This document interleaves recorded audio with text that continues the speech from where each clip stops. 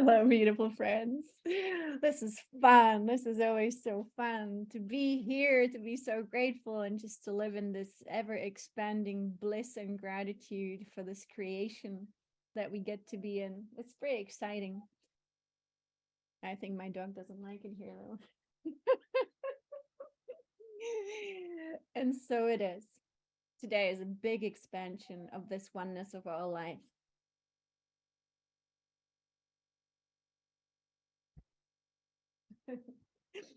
And so I think we are all feeling it. There's a huge adjustment happening. This adjustment is happening in the body. It is happening in the brain.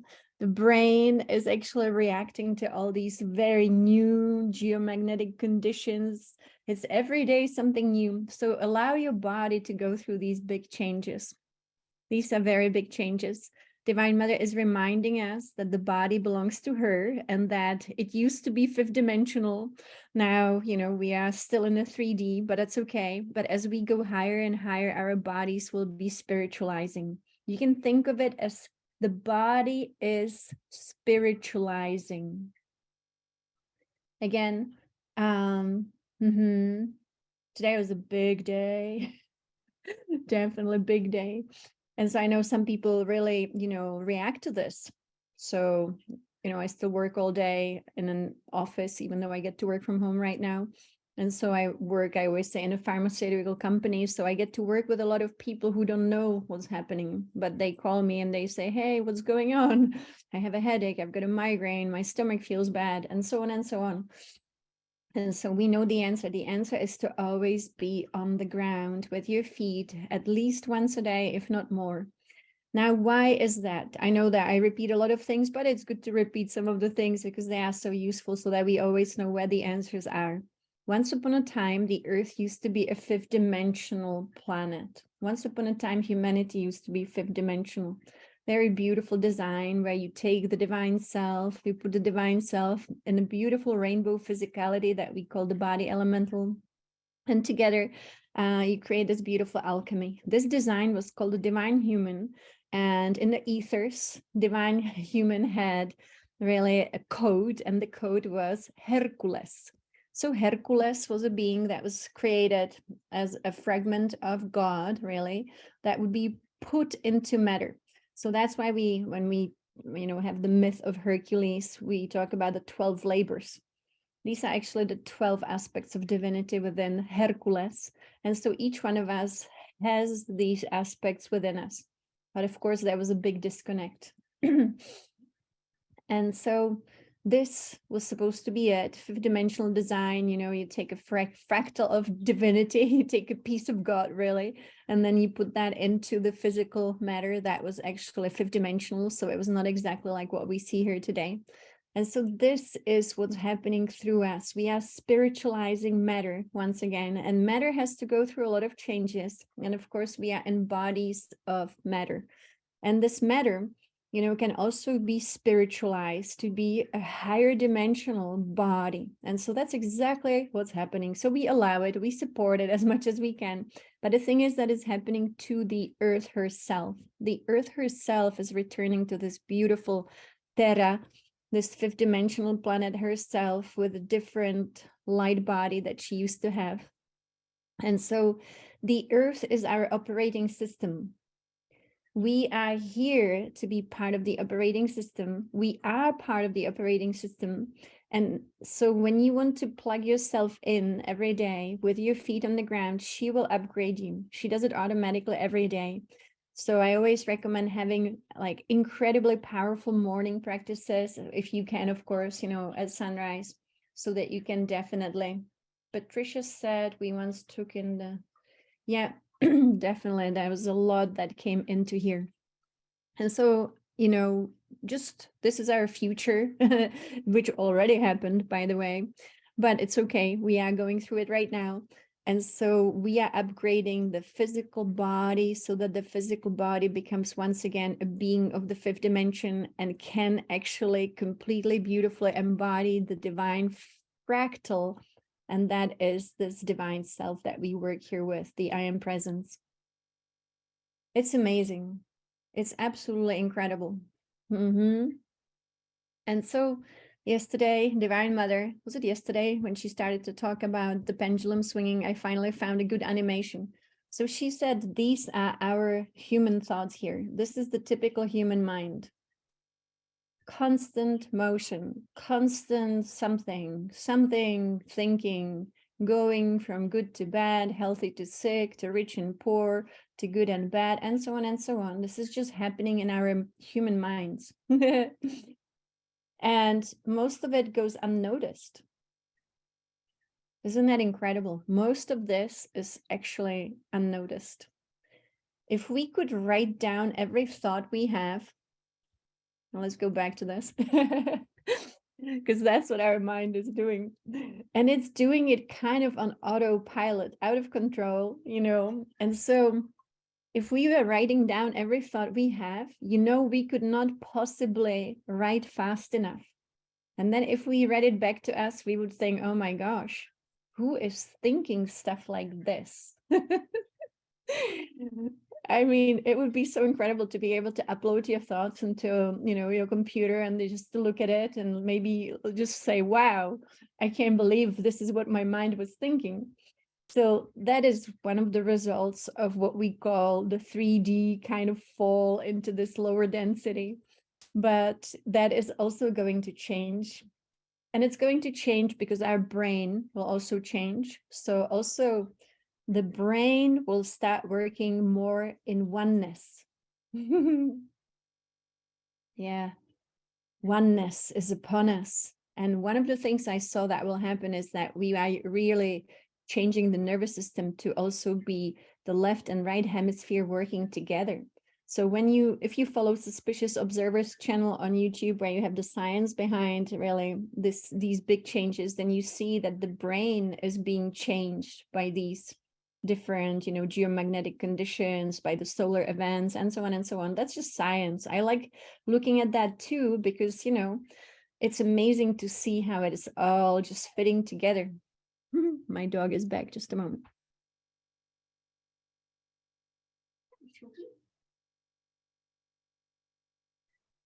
And so Divine Mother said, and I think it was yesterday, that it's really essential that we bring the mind to stillness.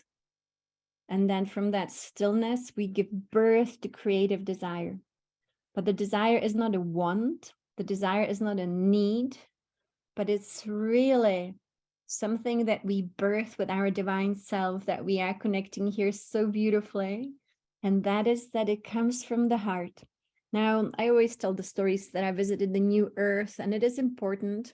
And I have been told by some, you know, mystics how important actually it is when you have these incredible visitations to other dimensions to be able to speak about it and to bring those words and those ideas here and put it into the ethers here.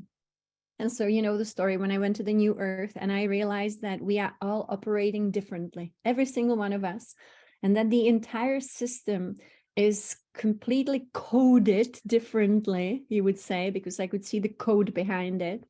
And that our reality that we are in right now here is coded with the binary code. So it's just 1 and 0, 1 and 0. And we don't make really good decisions in this world usually, and not through the heart all the time, as you know, very often from the distorted mind and the lower human self. But the New Earth, all the humans there, every single one of them, without an exception, is number one, fully centered, fully in that sacred heart. And so when you look around on the New Earth, and I always say, please know this is not my imagination. I only share when I like really go somewhere in my etheric double. And so then when you look how all the humans are operating, they speak very little, but you can see how they are reading nature with their sacred hearts. Everyone is reading what nature is emanating. You know, nature emanates codes. And in all dimensions, we have nature. And that's something that surprised me too, that actually the higher you go in dimensions, the more nature there is. And that she is the one constantly emanating code to everyone. And all the beings there, including us humans on the new earth who already live there, they just read the code with their intuition, which is centered in the heart. So no one is needing, a translator, meaning like, tell me, what is the divine saying? No one. It is actually all of us receiving equally all the information that the divine has for us. And the divine is manifested as nature. And so as humans are walking through the bountiful nature on the new earth, which is the number one presence, here it is more like we got rid of nature. We have some nature, but we have a lot of humans. We have cities. So you don't see any of that on the new earth. So when I go there out of body, I do meet with the humans. And so they live very much attached to nature, connected to nature. Everything, what I always say, is integrated into nature. And so I met some native people on the new earth, actually quite a lot of them. To me, it was like, oh, that's my family, these guys. So I know, like, I do have an uncle that lives on the new earth, and he is from the Hopi tribe. So I talked to him, but again, it's not so much about talking, but there are humans, all skin colors, all ages. And the oldest one that I saw, like when you look at physically, what we look at today, we look at someone and we say, oh, this person looks in their 40s. So I would say like late 40s is the oldest I've seen when it comes to a choice of a body. Incredible thriving. And the most important thing, though, was that every single human there is fully 100% centered in the heart. And then the heart actually then works like almost some kind of computer. And this is just what I see it as. The code of nature is going straight into the heart. And then it is allowing the person to make choices, but all the choices are based in love. And it's almost like the nature that surrounds the humans gives impulse for the free will choice, but all choices always based in love. And then you see the stream of consciousness coming from the heart. So the human now received the code from nature. And again, you see it as multitude of codes. Here again, in our reality here, it is all just zeros and ones. But when you go to the new earth, you will see all the digits. And it's very interesting why that would be. I really think it's just an expansion of the coding of reality. And so you see how the code goes into the heart. The heart makes a good decision. Always, there's no other choice. It's like, make this good decision or this good decision or this good decision. So then you have free will to choose from all the good decisions. It's pretty incredible. And then there is the stream of consciousness that goes into the mind, but the mind is not the split brain. There is only higher mind, and the higher mind becomes the architect of that idea and starts creating it. Like, oh, okay, so this is what should happen first, and then I do this to be able to achieve the good goal that my heart chose for me. It's pretty incredible. Yeah, it's to me, The Matrix is a sacred movie that really told us the nature of reality, what it's about. It's pretty incredible. Yes, Deborah, I think it is very similar to the 12 strands of DNA. So the beings there, they are absolutely nourished by nature. Nature gives them life force. That's why there is so much thriving. And that's why the humans I talk to, and I talk to them, they always tell me that nature is like the number one presence, and that humanity is, you would say, just equal with all life then, but integrated into nature. So it's pretty amazing. And so that is the difference. They don't have these random thoughts, and they don't talk so much, really, even though I'm talking so much here. But it is totally, it's amazing. It's mind-boggling, of course. It's good to admit that too. But so that's why Divine Mother is saying, let's remember the power of the mind. And she specifically, when she took me inside the human mind, I'll show it one more time before we go into a little video about this. She said, it's important that we learn here in this world right now that every thought creates. She was like, not like every other thought, but every thought. And it's not that we see immediately the result, but eventually we will see the result. And it should not be like a scary thing, like, oh my gosh, I had all these bad thoughts. It would be more like empowerment and saying, okay, I am a master of my mind. But of course, the human is not a master of the mind, but the divine self is the master of the mind. And so when we go to the divine self, it's an attunement. And so when we attune our mind to the divine mind, we are in a whole new place. And I experience this myself. You actually cease to have negative thought. It's also impossible then to have any judgment about anything and anyone. And it's also, to me, super, super interesting. Suddenly you realize how in this world, a lot of judgment is attached to the human body. So you see someone and you say, I like this person. I don't like this person. I like the way they smile. I like the way they look, so, their eyes. And so that also is a dysfunctional projection, because the body became such target of these projections, right? Because nobody was able to see the divine self within, really, unless they were, opened the third eye and they downloaded their own divine self.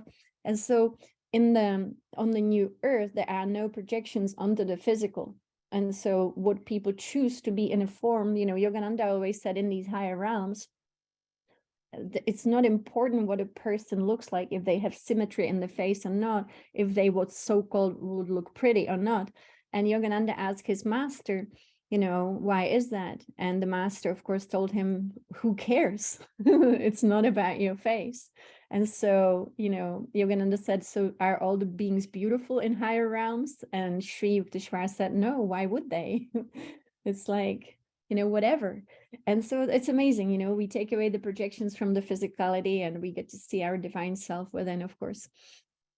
And so I was, practicing the breathing exercises that we learned. And the most powerful and the easiest one to do to center yourself is simply super long, super slow inhale, allowing the pause to simply arise by its own nature, just waiting for a moment with the pause, not holding the breath, becoming so natural with the breath, allowing the exhale to come as well, simply come.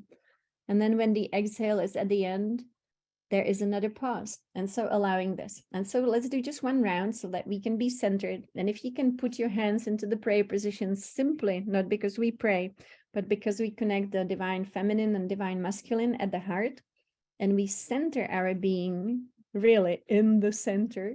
And so let's take a deep, this breath is always done through the nose. You want to be in that position that we've been practicing. I call it the dignity pose. So this is our dignity pose. Beautifully. Aligning. And so we take a deep inhale, slow inhale through the nose. And there's a pause. And then when the pause ends by itself, we naturally exhale through the nose, very long exhale. And when the exhale is at the end, there is a pause. And so one more time, we inhale through the nose.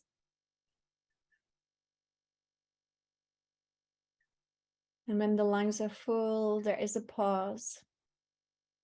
And then we exhale, and exhale, exhale. And then there is a pause. And so what we can do next is to uplift our consciousness so that we are also not just in the human mind, but we can focus on the third eye. When we focus on the third eye internally, we close our eyes and we lift our gaze into the third eye. Then we are connecting with our superconscious self. And so when I travel out of body, I always first have to connect to my third eye. And I think that's why there is a difference between astral projection and then traveling as your superconscious self to higher realms. Because you connect with your third eye, you chant Om, you get yourself in the highest possible frequency and vibration. And so what I have shared before is that when I travel through these higher realms, if I want to go higher, I have to chant more Om. And it is always Om that propels us to go higher and higher and higher. It's pretty incredible. It's like the cheapest way to move around in cosmos is chanting Om. And so, yeah, Om, the cosmic fuel. I love it, Isabel. And so today I found, yesterday evening, I found a video of a lady who had 3 near-death experiences. She wrote several books about it, and I was blown away by what she said about thoughts. And that was after Divine Mother told us to pay attention. So I love how she, slips in a video for us to watch. And so here is the lady with her near-death experience, which I found so fascinating. And I fast forwarded to a moment where she dies. Sorry, it's my Cosmos here. And she speaks about thoughts. Through the dining room to get to the wall phone in the kitchen. And it took me forever to crawl because it's very, very painful. And I made it as far as the dining room.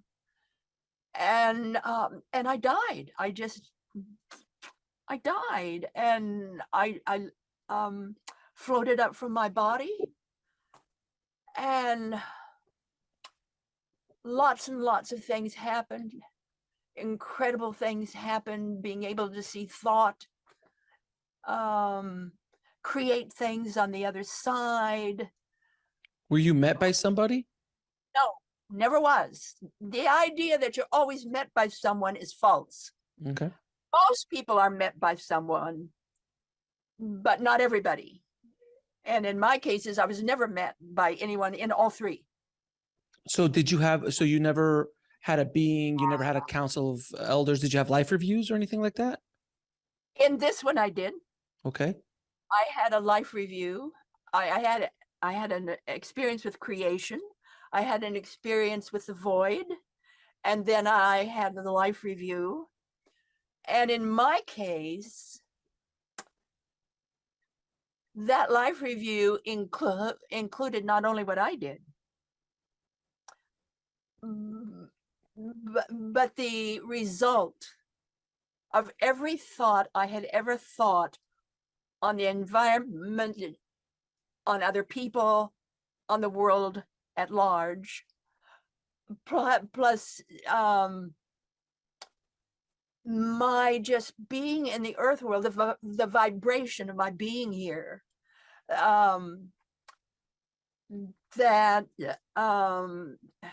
what the causality of that was with the air, with the water, with the ground, with the plants.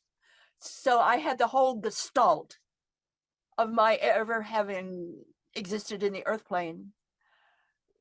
And that to me was hell, in the sense that nobody ever told me that every thought you think goes out and has a life of its own. Nobody ever taught me that. Nobody ever taught me that my vibration, just being in the world wherever I walked, changes the world or affects the world or has an effect on the rocks, the plants, everything, the air. Nobody ever told me that. And that to me was a shock. And I was just looking at that and just, oh my goodness. And, many, many things happened.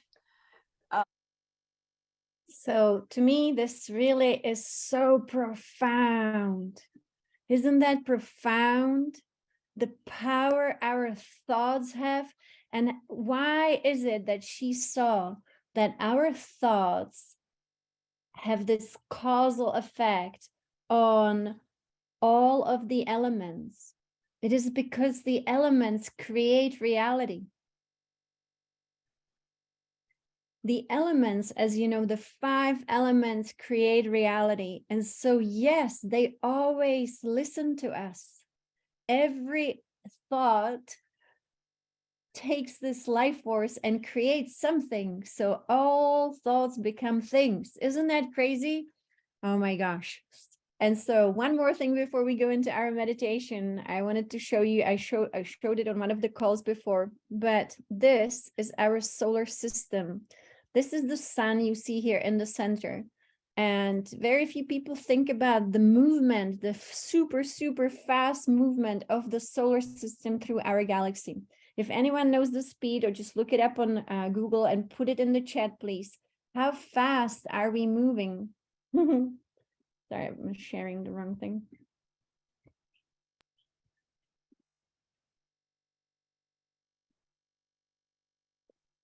So this is how fast we are moving through the galaxy. And this is so beautiful. To me, it's so moving, you know, that the planets are spinning around the sun and the sun is moving so fast.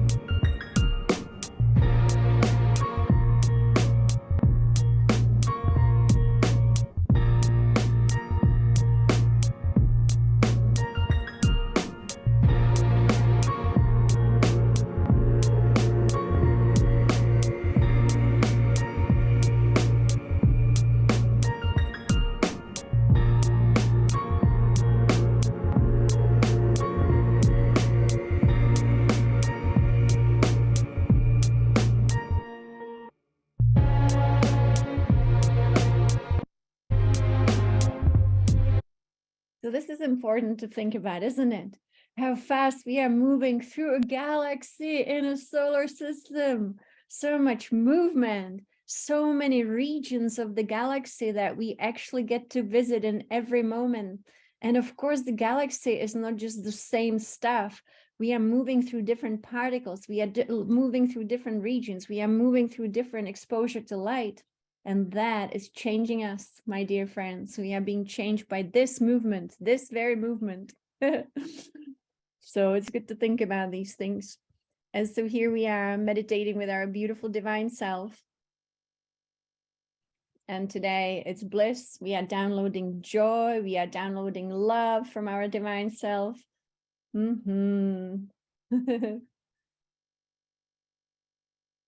Great questions. But I love how fast we are moving. If you drive and you know what that means to move this fast, it is fast. And so I'm going to pause. And so here it is. I hope everyone's asking that we all individually, collectively become the perfect, full, complete embodiment of the divine self. And that our bodies, our physical bodies, are upgraded easily into the fifth dimensional solar light bodies. So that's what I always ask for. I just want to be 100% my divine self. I want to be 100% transfigured as we are here, you know. And so that's just my recommendation. And every day you can connect with the 12 aspects of divinity, the 12 labors of Hercules. And so what is really wonderful is to connect with each one of them, the same that, you know, Patricia Cota Robles, she writes quite a bit about it, explains each aspect of divinity, and really connect with every color of this beautiful rainbow that you are. You know, all the teachings we've had that we know of this civilization, they go back to like 12,000 years ago when Atlantis ended. But what we had before, that's, you know, so interesting, because obviously the teachings before the end of Atlantis and in Mu, of course, it was all about being your rainbow body. It was all about being the fullness of your rainbow body.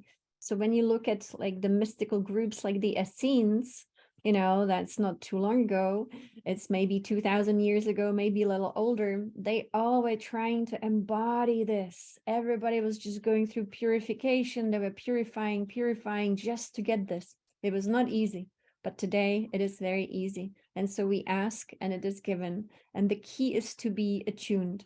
So you and me, when we wake up in the morning, let us all always remember to connect to the divine self, and then connect also to the divine self of everyone who participates in this, because imagine the power of it. When we wake up in the morning and we are all our divine self, that's what changes the world. So it's pretty incredible. So have fun tonight. When you go to bed, ask that you get to experience your divine self as you get to feel the love. And I always ask, and it is given. And also I like having fun. And so I always ask that I meet with my family of the light and that together we have fun in the ethers, because it's nice to laugh. It's nice to, float around and have fun. We were designed to have some fun.